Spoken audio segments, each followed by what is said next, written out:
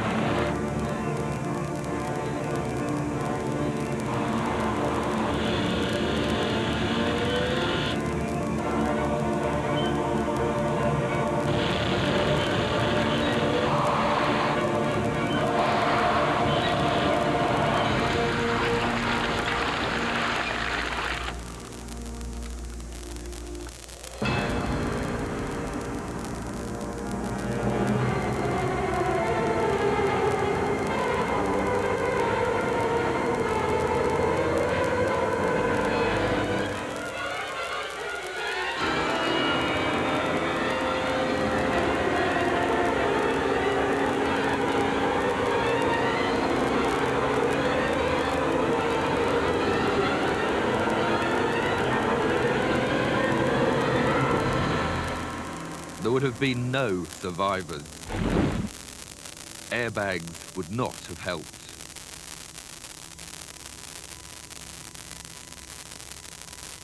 So Andy, what was here that isn't there anymore?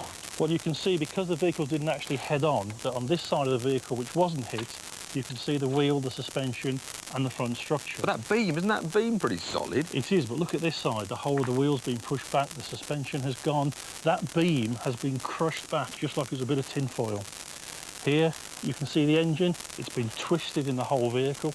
The prop shaft is broken.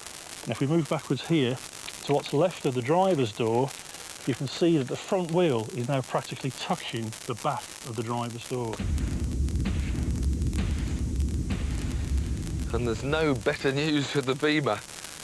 Steering wheel's like right in. There's no room between the front seats and the back seats. That's right, just look at the amount of crush you've got here, the deformation in the A-pillar, how that's been pushed right back. The wheel has been pushed right back into where the driver's feet would be. And if you look to see the engine really hasn't moved that much. It's more or less where it was. So that shows that when the two cars collided, the engine, the front structure and the engine didn't really take a lot of the energy. It's only when the cars impacted in this area that the actual work started to be done, and most of the energy has been absorbed here, and as you can see, that's resulted in a lot of deformation. So Andy, I mean, these cars are, what, 10 years old? I mean, are modern designs any better at surviving these sort of accidents?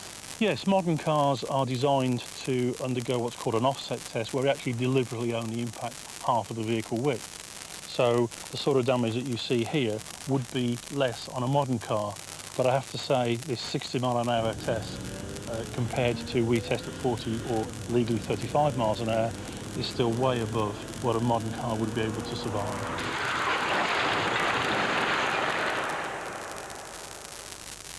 So what can we do? Is there any great ideas for the future?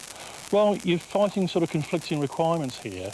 You've got the requirement of keeping the passenger compartment rigid so that the occupants don't get crushed, but then you also want to make the front of the car nice and soft so it absorbs as much of the energy as possible. I guess the one thing we could do is make cars with 30-foot bonnets, but they really wouldn't be practical to drive around on the roads. But I mean, I've seen lots of cars after racing accidents, but nothing quite prepares you for something like this. It makes you think, I'll tell you that. So next time you're on a country road, a contraflow or about to overtake, just remember this.